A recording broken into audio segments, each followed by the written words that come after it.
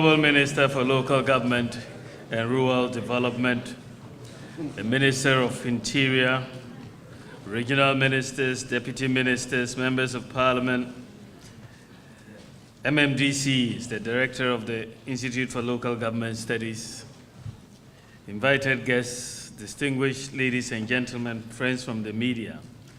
It's really an honor and a privilege to be with you this evening to practically close this orientation program.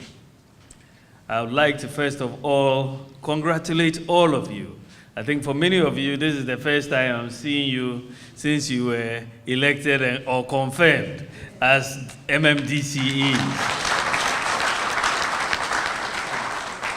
And if you understand the process, you know that it's not easy to be an MMMDCE in MPP. As for some of the other parties, you don't even hear of them. But for MPP, it's not easy. So once you have made it, I say, Ayiko, well done, well done, well done. What your selection and confirmation means is that the President, Nana Addo Dankwa Akufo-Addo, reposes a lot of confidence in you. You know, he has gone through a very careful process of selection because he knows that for his agenda and the agenda of the government to be fulfilled, you are going to be the ones who will do it. If you succeed, Nana succeeds. If you fail, Nana fails. So there is a huge responsibility on your shoulders, your collective shoulders. And this is why he took a lot of time to select you. At the political level, if you perform well, the party does well, the country does well. If you don't, we get punished for it. That is very clear. And at the economic level, you will be at the forefront of implementing all of our economic programs. Whatever we do finally has to be implemented at the district or local level. And so everything that we've got in our manifesto has to be implemented. And those promises we've made to the people of Ghana, essentially, to be fulfilled, we have to rely on you to fulfill our manifesto promises. We essentially have to show results at the end of our tenure. So by the end of 2020, we need to point to very, very concrete results. People will not stand for any excuses as to why we were not able to do A or B or C. We promised concrete things, and so we must deliver concrete things. And I think this is what has occupied the time and mind of Nana Addo Dankwa Akufo-Addo and government, I think, so far in this first 6 months. All of you know the sort of mess that we have inherited on the economic front. Everywhere you open is debt after debt after debt. And so dealing with that and having now to then implement our agenda is not being an easy task. And I think all of you know exactly what is going on. But notwithstanding, Nana Akufo-Addo has said, we were not elected to give excuses. We were elected to implement and deliver results. So this is what has really engaged us. And I can really tell you that notwithstanding the difficulties, by the grace of God, we are going to deliver results by the end of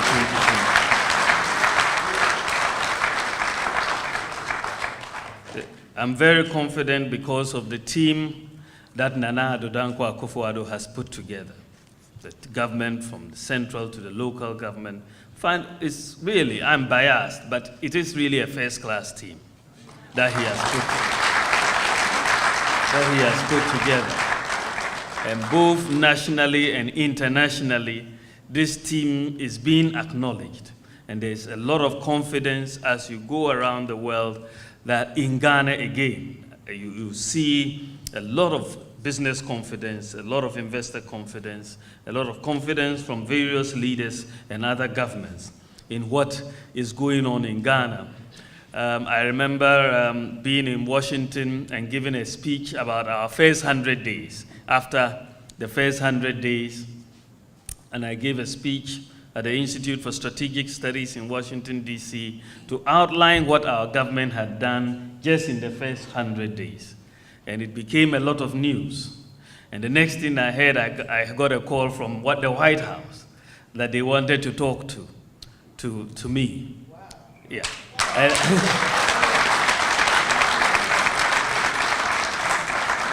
It wasn't planned. We had never really anticipated an invitation to the White House. But suddenly, the discussion about what we had done, and when at the meeting they asked, how did you accomplish so much in 100 days?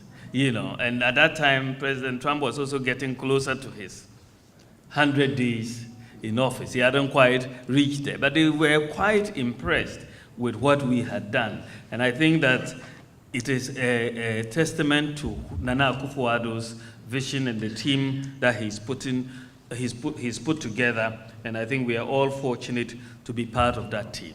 I am, as I said, confident that we will deliver. Initially, we are putting a lot of things together, but I think that as you start the third quarter, which is in September, getting into the fourth quarter, but from September, we have a lot of promises that we have to deliver. You all know that free SHS will start in September. That is a non-negotiable promise that we have made to the people. And it will cut across the whole country. Every district, every family is going to benefit from this free SHS. So people are saying, oh, we are not yet seeing anything, because we are preparing to deliver. We are preparing to deliver. You just don't start going to the kitchen and start eating food. Do you? You go and look for the flour mill and go and buy the tomatoes and the fish and everything before you cook the soup and pound the fufu. Then you start eating. And we are in that preparatory move. And so we expect that we will implement free SHS. And when that is done, you will really see that people will understand that this is a serious government. We will start paying teacher and nursing training allowances in September.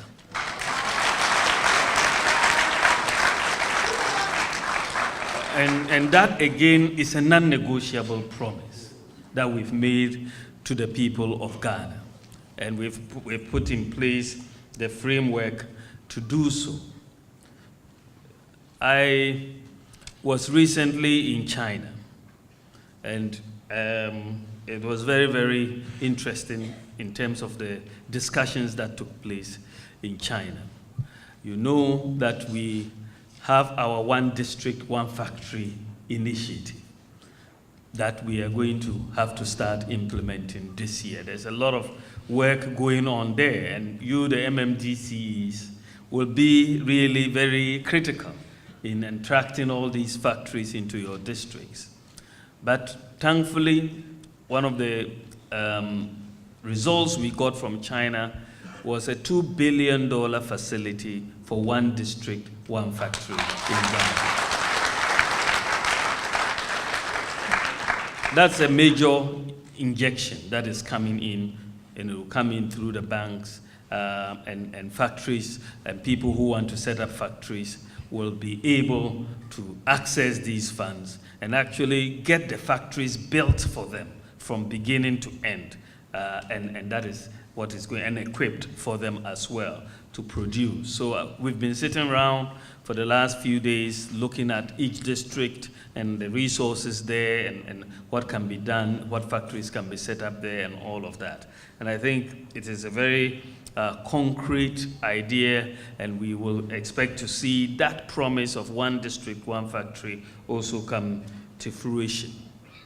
We already know that the China trip really produced a very big injection of inflows. When we were going to China, we said that we needed a new model. Our country cannot borrow like before. The NDC overborrowed. So we are very constrained. So we can't rely on aid to develop, we can't rely on borrowing to develop. So we had to come up with something new to present to China and to every other country, to say that Ghana, we are not poor. What we have is we have a lot of resources. So come in and we will enter a joint venture with some of our resources, and then we can then invest in our infrastructure. Now, we picked on only one of our resources, which was bauxite, and we said to them, we can use less than 5% of our bauxite deposits, less than 5%, in fact 4.2% of our bauxite deposits in Ghana to enter into a joint venture with you. You bring between 15 and 20 billion, we'll look at the numbers. We bring less than 5%, and we have a joint venture. And we then have the money to invest in our infrastructure. But we will then refine the bauxite in Ghana.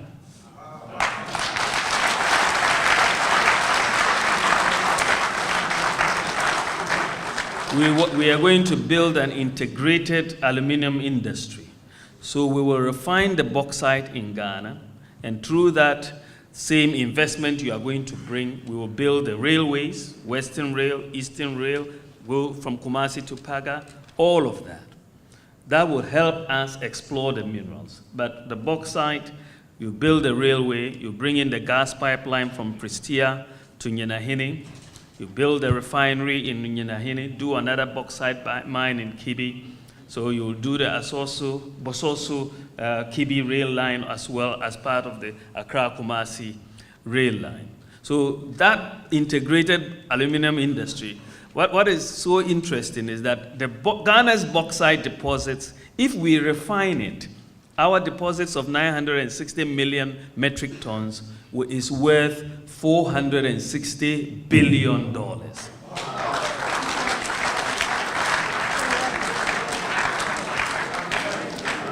This is only bauxite. If we refine it, the bauxite we have of just 960 million metric tons is $460 billion. So this is what I said to the Chinese vice president. We have $460 billion sitting in the ground. We need 15 to $20 billion to fix our economy and our infrastructure. So come in a joint venture with us. We take 5%, less than 5% of our bauxite. You bring your 15 to 20 billion. We do a joint venture, and it's a win-win for all of us. If we don't do that, the bauxite will keep sitting in the ground. And we'll keep saying we have bauxite. That is of no use to us. So this was a new financing model for the Chinese. They had not done this. Their model has always been, we give you a loan and you pay back. Maybe you collateralize the loan with your cocoa or with your oil. And we said we don't want to do that model again. So what we presented was a new model, a new financing model that says we have wealth, we are not poor. So let's use that wealth in the ground to leverage, to bring out the resources from you, and we do that. So what we expect to do, we expect to do some major projects. I mean, 10 to 15 billion, 15 to 20 billion dollars, it's a lot of money. It's not small. I see Kwe say the money is big.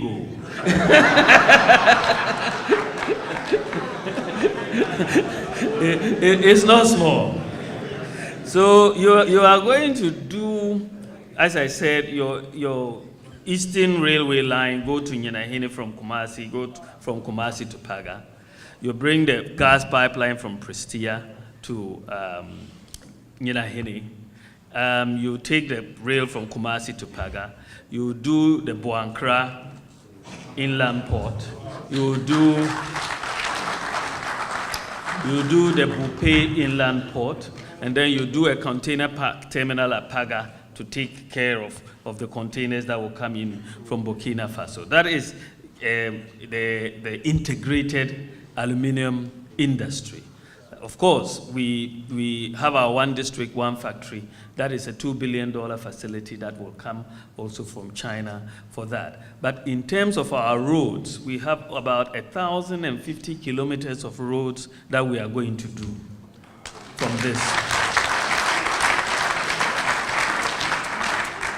And we are going to make sure we really do roads.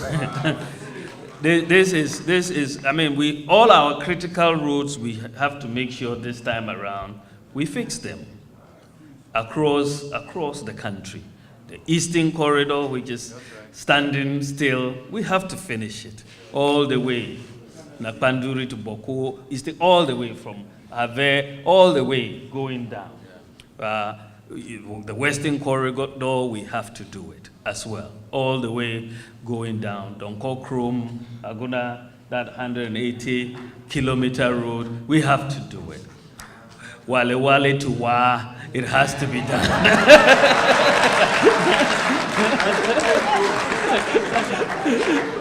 Wa to Hamile and all of that. There's a huge road network that we want to put in place with this. And I think that we will have some major things.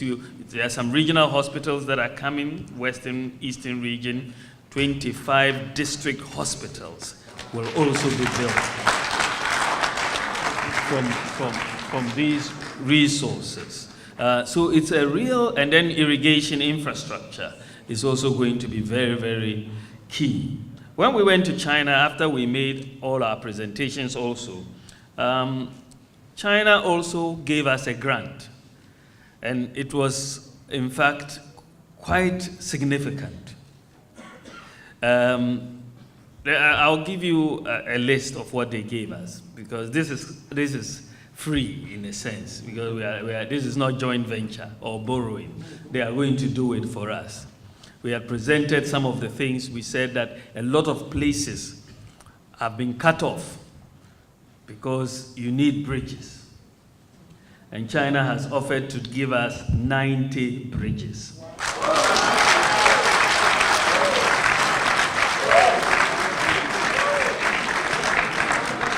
90 bridges. So, in fact, many districts you'll be seeing, because quite a lot of bridges, we are putting them together now. I've been working with the people at the Roads and Highways Ministry, and we are putting them together. But 90 bridges is very significant. It will make a lot of difference in many areas which have been cut off, and many rivers that we want to bridge to green access. They also gave us 4 Navy patrol boats for the Navy. In addition, China is going to construct the first interchange in the 3 northern regions, the Tamale interchange.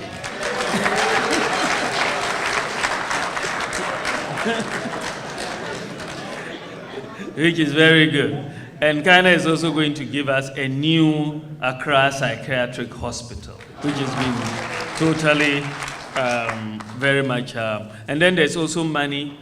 We said that they gave us 100 renminbi, which was almost $15 million. And out of that, half of that is going to be used to buy vehicles for the police. The Interior Minister is here. So we are going to buy 500 vehicles for the police out of this. So you know every district will get a police vehicle. that one is for sure. One district, one vehicle will come. And I think the Minister of Interior will be meeting with the Chinese ambassador soon for us to to concretize all of these, because we asked this. The thing was that we had to get the vehicle from China. So we asked them, which vehicle does your police use? So we want that same vehicle that your police uses. It must be a good one in your system. So we are going for that. You know, so there are resources going to come. And we want to also make sure that the budget is managed properly. So the beginning is a bit tough, as you see, because of what we inherited. But like Nana Dodankwa says, we were brought here to solve problems. And they have left us problems, and we are going to solve the problems and move this country ahead. The jobs issue is very important. All of you are being inundated with requests for jobs across our youth. And so we are going to have to, you know, do a lot of programs that will help us to create jobs. The agri sector is very, very important in that area. But I think between agri infrastructure and industrialization, we will see a lot of jobs being created. And I think that we should be patient. Nana knows exactly where he's taking us. And so we will all, if we stick together, I believe we are going to deliver an economy and a country that has never been seen in Ghana, if we stick together. So I want to really thank you so much for everything you've done. I think you yourselves deserve to be congratulated for sitting through this orientation program. Thank you. A clap for yourselves. Clap for yourselves. But this would not have really been possible fundamentally without your boss, the Minister for Local Government and Rural Development. She's just fantastic. She's just fantastic. Yes. I think she really has done a yeoman's job, and it's really a natural for this ministry. It's just amazing. I'm biased, of course, but it's the truth I'm speaking. It's the truth I'm speaking. So I really want to thank you. We will do great things together. Thank you very much. God bless you. God bless you.